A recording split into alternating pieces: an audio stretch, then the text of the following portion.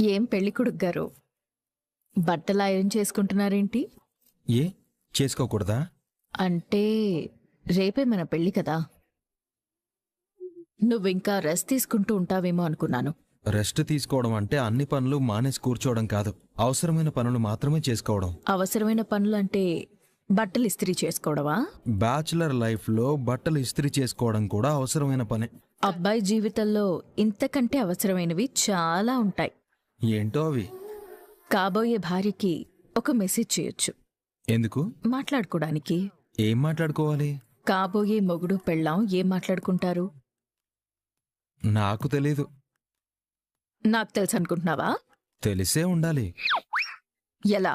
అబ్బాయి కంటే అమ్మాయిలెప్పుడు మెచ్యూర్డ్గానే ఉంటారు. అబ్బాయిల ఆలోచనల కంటే అమ్మాయిల ఆలోచనలు చాలా అడ్వాన్స్డ్గా ఉంటాయి. అలా అని చెప్తున్నానంతే.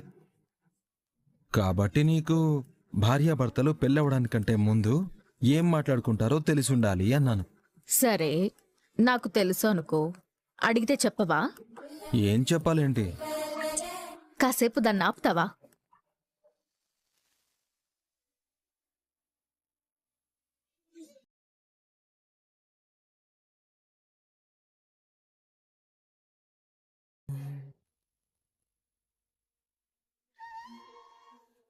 ఏవైంది? ఏం కాలేదు. మరెందుకు నేను ముద్దు పెట్టుకోబోతుంటే చేయి వెనక్కి తీసేసుకున్నా? ఇది కరెక్ట్ కాదనిపించింది. నేను నీకు కాబోయే భార్యని. ఇంకా కాలేదు కదా. అంటే? అంటే ఏం లేదు జోష్నా. భార్యగా ఉండడానికి కాబోయే భార్యగా ఉండడానికి చాలా తేడా ఉంది, చాలా దూరం కూడా ఉంది. ఆ దూరం రేపటితో చెరిగిపోతుంది. ఇంకా రేపటి వరకు టైం ఉంది. ఎందుకేరా? నువ్వంటే నాకిష్టం. ఎదుటి వాళ్ళిచ్చేది నువ్వు తీసుకోవు, నువ్వు తీసుకోవాలనుకున్నది నువ్వు తీసుకుంటావు. కానీ పెళ్ళైన తర్వాత నువ్వు ఇలా ఉండకురా. ఇలా అంటే? స్కూల్లో లెక్కల మాస్టర్ లాగా చాలా స్ట్రిక్ట్గా ఉంటావు. నేను నాలాగే ఉంటాను. అదే చెప్తున్నాను. ప్లీజ్ రా, నా కోసం మారు. ఫ్రెండ్లీగా ఉండు, అందరిలా మాట్లాడు, జోకేస్తే నవ్వడం నేర్చుకో, ముద్దేస్తే తీసుకోవడం నేర్చుకో. టోటల్గా చెప్పాలంటే రా. గుర్తుపెట్టుకో జోష్నా, ఈ ప్రపంచంలో మనం నచ్చాల్సింది ముందు మనకి. మనకి మనమే నచ్చకపోతే ఎదుటి వాళ్ళకి ఏం నచ్చుతాం?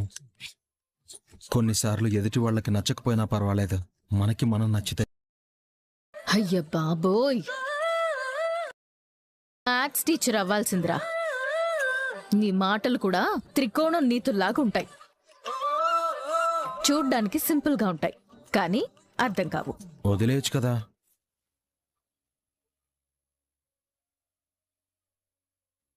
వదిలేయడానికి నువ్వేమైనా చేతిలో వస్తువా? నేను తీసుకునే ఊపిరివిరా. ఎలా వదిలేను? నీతో నేను కరిగిపోయి పూర్తిగా నేను మాయమైపోయే వరకు వదులుకోలేను. ఓ సారీ మేనకోళ్ళ. అయ్యో అదేం లేదండి, రండి కూర్చోండి. కూర్చోడానికి రాలేదయ్యా, తీసుకుపోవడానికి వచ్చాం. జోష్నా నేను పిలవలేదు సార్, తనే నాతో మాట్లాడడానికి వచ్చింది. వెళ్ళు జోష్నా. తీసుకుపోవడానికి వచ్చింది జోస్నాన్ కాదు, నిన్ను. నన్నా? అవును, ఎక్కడికి? పుట్టింటికి. పుట్టిల్లా? అదేనయ్యా, మా ఇంటికి. మీ ఇంటికి నేనెందుకు సార్? ఊరి నాయనా, మరీ అంత అమాయకుల్లా అడుగుతావేంటయ్యా? నువ్వెవరివి? పెళ్లి కొడుకువి. నేనెవర్ని? పెళ్లి కొడుకు తండ్రిని. పెళ్లి కొడుకు ఎక్కడుండాలి? తండ్రింట్లో. సో మై డియర్ సన్, మనం మన ఇంటికెళ్తున్నాం. రేపుదయం మన ఇంటి దగ్గర మంగళ స్నానాలు పూర్తి చేసుకొని మగపెళ్లి వాళ్ల హోదాలో దర్జాగా కారులో ఇంటి ముందు దిగుతాం. మర్యాదలు చూసుకోవడానికి మా బావ ఫ్యామిలీ ఎలాగూ సిద్ధంగా ఉంటుందనుకో. మాస్టారు, అసలైంది ఎంత చెప్తావు? అనవసరమైంది ఎంత చెప్తావు. సూరజ్కి తెలియాలి కదరా.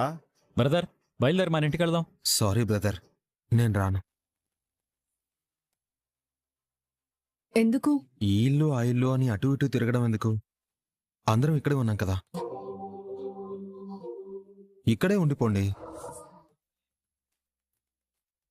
లేదా ఆ ఇంటి దగ్గర చేయాలనుకున్న కార్యక్రమాలు ఈ ఇంటి దగ్గర చేయొచ్చు. అది కాదు సూరజ్, మగ పెళ్లి వాళ్ళు ఆడపెళ్లి వాళ్ళు ఒకే చూరు కింద ఉండకూడదు. అలా ఉంటే పెళ్ళవదని పెద్దలు చెప్పారు. ఒక చూరు కింద ఎందుకున్నామండి? జోష్న వాళ్ళది మెయిన్ హౌస్, మనది అవుట్ హౌస్. వాళ్ళిల్లు వాళ్ళదే, మనిల్లు మందే. సరే, చెప్పిన మాట విన్నంటావు. సూరజ్ ఎవరు చెప్పింది వినడు మావయ్య. తన మాటే అందరూ వినాలనుకుంటాడు. మా మరిది మీద అప్పుడే కంప్లైంట్ చేయడం స్టార్ట్ చేసావా? అది కంప్లైంట్ కాదు, ఒక స్టేట్మెంట్. నా సూరజ్కి ఇష్టం లేని పని చేయకండి అని మనకి చెప్తుంది. ఓ బావా, నువ్వు కూడా నన్ను ఆట పట్టిస్తున్నావా? మరదల్ని బావ కాకపోతే ఇంకెవరు ఆట పట్టిస్తారు? రే కార్తీక్, నేను కాంచన్తో మనం ఎక్కడికి వెళ్ళడం లేదు, ఇక్కడే ఉంటున్నామని చెప్పేస్తాను. అలాగే నాన్న. మా జోస్న, సూరజ్తో నీకేమన్నా పనుందా? మమ్మల్ని వెళ్ళిపోమంటే వెళ్ళిపోతాం. ఏంటి అదంతా సిగ్గే? ఊరుకో బావా, బాగా ఆట పట్టిస్తున్నావు. మళ్ళీ మళ్ళీ ఆడుకోవడానికి వీళ్ళు మనకు దొరుకుతారా ఏంటి? గుడ్ నైట్ సూరజ్, హ్యాపీగా పడుకో. Good night sir.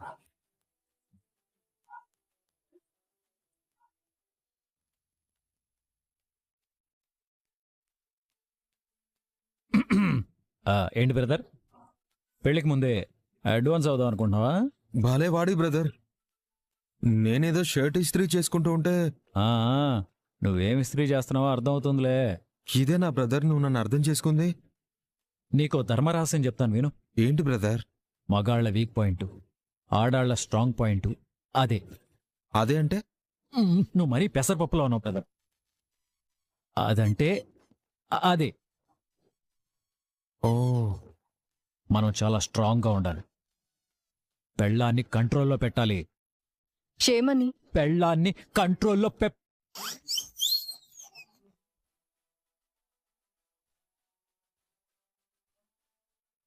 మధ్యలో ఆగిపోయావేంటి బావా? అంటే అది నేను ఇంకా మాట పూర్తి చేయలేదన్నమాట. అయితే పూర్తి చేయి. పెళ్ళాన్ని కంట్రోల్లో పెట్టాలి అని అనుకోకూడదు. భార్యాభర్తలు ఫ్రెండ్స్లా ఉండాలి, అంటే మాలా ఉండాలి అని చెప్తున్నాను అంతే దీపా. చూసావు నవ్వేసింది? భార్యను ఎప్పుడూ ఇలా నవ్విస్తూ ఉండాలి. నవ్వించవలే గాని సూరజ్ని పడుకునివు బావా. ఉదయాన్నే లేవాలి. రేపు సూరజ్ పెళ్ళి. తెలుసు తెలుసు బ్రదర్, నువ్వు పడుకో. మార్నింగ్ గ్లామర్గా ఉండాలి. వెళ్దాం పద. మనం వెళ్దాం పద. ఆగండి బ్రదర్, ఇంకేమన్నా చెప్పాలా? మీకు సారీ చెప్పాలి. సారీ బ్రదర్, సారీ వదినా. దేనికి సారీ? ఎందుకో చెప్పాలనిపించింది. అదే దేనికి? నువ్వేమన్నా తప్పు చేసావా?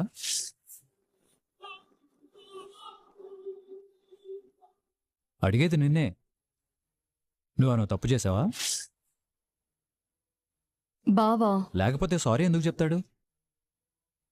మిమ్మల్ని ఇబ్బంది పెడుతున్నాను. అర్థమైందా?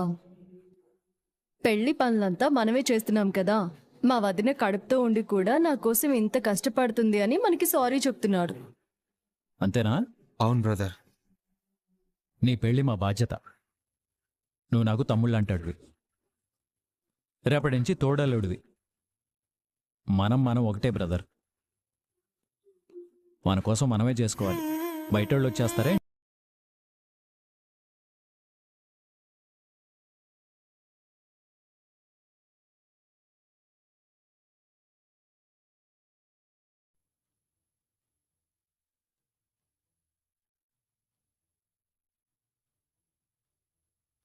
మీకు సారీ చెప్పాలి. ఏంటి బావా ఆగిపోయావు? సూరజ్ ఎందుకు సారీ చెప్పాడు?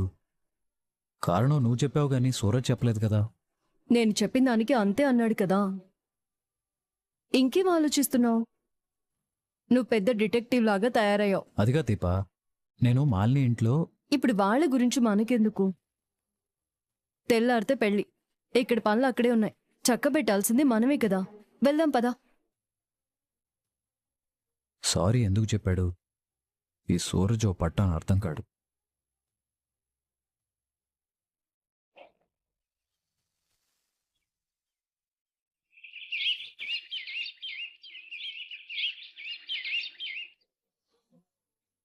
ఏమండి, పూలదండలు వచ్చేసాయా? అన్నీ రెడీ సుమిత్ర. దీపా కార్తీక్ ఏదీ మర్చిపోలేదు, అన్నీ గుర్తుపెట్టుకు. ఆ ఆ, దీపా కార్తీక్ వాళ్ళు అన్నీ గుర్తుపెట్టుకుంటారు. నువ్వే కొన్ని మర్చిపోయినట్టున్నావు దశరథ. పిన్ని, ఆహా, అదే దశరథ. దీపా కార్తీక్ చేయవలసిన పనులన్నీ గుర్తుపెట్టుకుని చేస్తున్నారు. కాని నువ్వే చేయవలసిన ముఖ్యమైన పని మర్చిపోతున్నావు. నేను మర్చిపోయానా? ఆ మాటకొస్తే సుమిత్ర కూడా మర్చిపోయినట్టుంది. నేనేం మర్చిపోయాను అత్తయ్య గారు? అంతేలేమ్మా, కొన్ని ఎవరో ఒకరు గుర్తు చేయవలసిందే. అదేంటో చెప్పు పిన్ని. జ్యోత్స్నకి ఆస్తి మొత్తం రాస్తానని చెప్పారు, గుర్తుందా? సూరజ్ జ్యోత్స్న మెళ్ళో తాళి కట్టిన మరుక్షణం ఈ ఆస్తి మొత్తం జ్యోత్స్నకే దక్కుతుంది. గుర్తుంది పిన్ని. అగ్రిమెంట్ రాశారు, అందరి ముందు చదివారు. తీరాది పెళ్లి కొప్పుకున్న తర్వాత మీరు మర్చిపోయారు. నువ్విప్పుడు ఇదంతా ఎందుకు అడుగుతున్నావో నాకు తెలుసులే పిన్ని. జ్యోత్స్న పెళ్లిపీటల మీద ఎక్కకముందే వీలునామా మీద మీరు సంతకం పెట్టి యావదాస్తి నీదే జ్యోత్స్న అని చేతిలో పెట్టావనుకో, పెడితే పెడితే ఆస్తి మొత్తం జ్యోత్స్నదవుతుంది.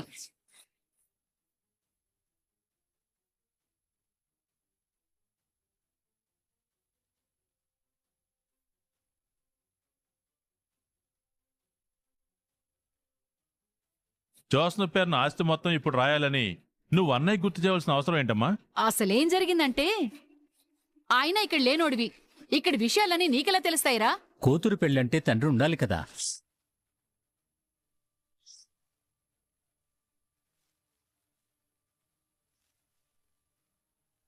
ఏంటి దశరథ అన్నావు? నా కూతురు పెళ్ళంటే పినతండ్రి ఉండాలి కదా. ఆ ఆ, దాసు నా రక్తం పంచుకు పుట్టకపోయినా నా తమ్ముడే పిన్ని. నాకు తమ్ముడైతే నా కూతురికి పినతండ్రి అవుతాడు. నీతో అదే చెప్పాను పిన్ని. హ, ఏం సుమిత్ర, నేను తప్పేమైనా చెప్పానా? లేదండి, దాసు కూడా మన కుటుంబంలో మనిషి. ఈ సందర్భంలో గుర్తు చేయకూడదు కానీ ఒక విషయం చెప్పాలనుంది దాసు. ఏంటోదినా? నా కూతురు పుట్టినప్పుడు నీ కూతురు పుట్టింది, కానీ పుట్టగానే చనిపోయింది.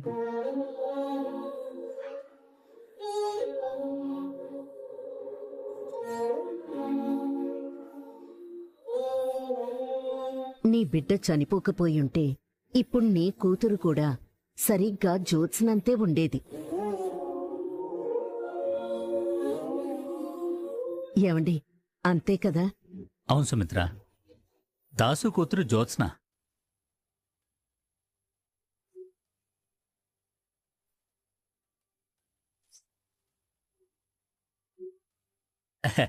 అన్నట్లు ఉండేది. నా కూతురు పెళ్ళి నీ కూతురు పెళ్ళి అనుకో తమ్ముడు. అవును దాసు, ఇది నీ కూతురు పెళ్ళే అనుకో. నీ కాడబిడ్డ పుట్టి చనిపోయిందన్న బాధ పోతుంది. మీరెంత మంచివాళ్ళు వదినా. కల్మషం లేని మనుషులు. మీలాంటి వాళ్ళు ప్రేమగా పిలిపించుకోవడం కూడా అదృష్టం అనుకుంటాను వదినా. ఇది నా బిడ్డ పెళ్ళి అనుకుంటాను. అన్ని పనులు నేనే దగ్గరుండి చూసుకుంటాను. అలాగే దాసు. ఏమండి, మీరు నాతో రండి. దాసు, నువ్వు మాట్లాడుతూ ఉండు, నేను మళ్ళీ వస్తాను. అలాగే అన్నయ్య.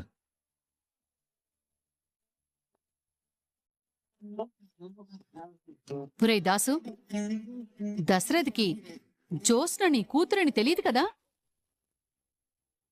తెలీదు కానీ మనం వేరే విషయాలు మాట్లాడుకోవాలి. ఏంటి దాసు? అదే వీళ్ళమ్మ గురించే. ఉన్నాయి.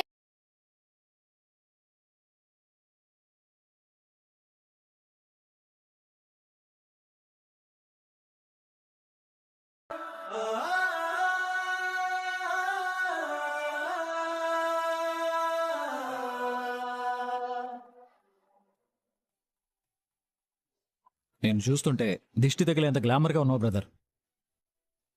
దీన్నే పెళ్లి కళ అంటారేమో. దీపా, నీ మరితికి గుమ్మడికాయతో దిష్టి తీస్తావో ఎర్ర నీళ్ళతో దిష్టి తీస్తావో గట్టిగానే తీయాలి. నా మరిదికి దిష్టి పెట్టకండి. నువ్వెంత దిష్టి తీసినా దీనికి దిష్టి తగులుతుంది సుమిత్ర. పిల్ల బంగారు బొమ్మలా మెరిసిపోతోంది. ఏమంటావు కాంచనా? దీందంతా వాళ్ళ అమ్మ పోలికే పిన్ని. కళ్యాణి ఇంత అందంగా ఏం ఉండేది కాదులే. హాయ్ జో. హాయ్ శౌర్య. ఏర్పాట్లు ఎలా జరుగుతున్నాయి? దాన్ని అడుగుతావేంటే? ఇదే పెద్ద అత్త. సందడి మొత్తం దీందే అత్త. అవును నాది. జో ఒకసారి స్మైల్ ఇవ్వు, ఫోటో తీసుకుంటాను. నీకు ఫోన్ ఎక్కడిదే? చెప్తే నువ్వు తీసేసుకుంటావు. వాళ్ళ నాన్నదేమో. ఎవరిదైతే నీకెందుకు జోగ్రాని? ఈరోజు జో పెళ్ళి. కాసేపు ఫోన్ తాడుకుంటే తప్పేంటి? అయినా నేనేం ఊరికే ఆడుకోవడం లేదు, ఫోటోలు తీస్తున్నాను. జో నువ్వు స్మైల్ ఇవ్వు, నేను ఫోటో తీస్తాను. నీకు ఫొటోస్ తీయడం కూడా వచ్చా? మనకి చదువు తప్ప అన్నీ వచ్చు. నా చదువు గురించి ఇప్పుడు అవసరమా నానమ్మ? ఏదో సరదాగా అందిలేవే. సరదాకి నేను తప్ప ఇంకెవరు దొరకలేదా? ఏదో చిన్న పిల్లవని. నేను తాత అడిగాడు. ఏ తాతయ్యే? దాస్ తాత. వాణ్ణి తప్పించుకోవడానికే కదా ఇక్కడికొచ్చింది. వెళ్ళు, బయట ఎదుగుతున్నాడు. వెళ్తాలేవే. వెళ్ళకపోతే నువ్వు ఇక్కడున్నావని చెప్తాను. నువ్వు మామూలు దానివి కాదే. మీ నానమ్మ చెప్పింది కరెక్టే. నీకు చదువు తప్ప అన్నీ వచ్చు. అందరు నా చదువు గురించే. చిన్నప్పుడు మీరేదో గోల్డ్ మెడల్ ఇస్తున్నట్టు. అయ్యో ఎంత మాట అన్నావే. అయ్యో అది అలానే అంటుంది వదినా. సరే సరే, మనం మండపం దగ్గరికి వెళ్దాం వదినా. జ్యోత్స్న, నువ్విక్కడే ఉండు. ముహూర్తం సమయానికి నేనే వచ్చి నిన్ను తీసుకెళ్తాను. అలాగే మమ్మీ. చూడు, అల్లరి చేయకూడదు. అల్లరి చేయకపోతే పిల్లలు ఎలా అవుతారమ్మమ్మా? ఇది ముదిరిపోయింది. మరి మేము ఎలా భరిస్తున్నాం అనుకుంటున్నావు వదినా దీన్ని? వాళ్ళమ్మకి మాత్రం ఏది భయపడుతుందో దినా. పద మనం వెళ్దాం. సరే పద. ఏమే, మీ అమ్మకి భయపడతావా? అంత అవుతే భయపడినట్టు నటిస్తాను. నువ్వు సూపరే. ఇంతకీ నువ్వెవరి ఫోటోలు తీసావు? నీ ఫోటో తీయడానికే వచ్చా. తీసుకో. చూడు ఎలా తీసాను. చాలా బాగా తీసావు. ఏమనుకున్నా సౌర్య అంటే? మీ బాబాయ్ ఫోటో తీసావా? బాబాయ్ ఎవరు? సూరజ్ నీకు బాబాయ్ అవుతాడు కదా. బాబాయ్ కాదు, అంకుల్. అంకుల్ ఏంటి అంకులు? నా భర్త నీకు బాబాయ్ అవుతాడే. అవునా? అయితే బాబాయ్ అని పిలుస్తాను. ఇప్పుడు కాదు. మరెప్పుడు పిలవాలి? పెళ్లి తర్వాత. నీకు పెళ్ళే కదా? తాళి కట్టిన తర్వాత. ఓ, తాళి కట్టిన తర్వాత. వెళ్ళి మీ బాబాయ్ ఫోటో తీ. పెళ్లి కొడుకు గెటప్లో ఎలా ఉన్నాడో నేను చూస్తా. ఊరికి తీస్తారా? ఏం కావాలో చెప్పవే. పిల్లలు చెప్పరు. ఇదిగో తీసుకో. థ్యాంక్స్ జో. నాకేది ఇష్టమో అదే ఇచ్చావు. వెళ్ళు, మీ బాబాయ్ ఫోటో తీసి నా దగ్గరికి రా. ఓకే. బావా, మనం మండపం దగ్గరికి వెళ్దాం పదండి. హాయ్ అమ్మా. హాయ్ నాన్న. హాయ్ బాబాయ్. నేను మండపంలో దసరా తాతయ్య దగ్గర ఉండమన్నాను కదా. తాతయ్య లోపలికి వెళ్ళమన్నాడు. అక్కడేం చేసిందో? నేనేం చేశాను నాకేం తెలీదు. నీకు చదువు తప్ప అన్నీ తెలుసు. నా చదువు గురించి తప్ప మీకు మాట్లాడుకోవడానికి వేరే టాపిక్ దొరకలేదా? సరే సరే, బాబాయ్ దగ్గర ఉండు. పద్దీపా, కూతురుగా ఉండు. ఉంటాలి. బాబాయ్ ఏంటి? ఒక స్మైల్ ఇవ్వు, ఫోటో తీసుకుంటాను. ఎందుకు? చూడ్డానికి బాగున్నావు కదా, అందుకు. ఎవరు తీయమన్నారేంటి? ఎవరో ఉంటాలే. నవ్వు బాబాయ్.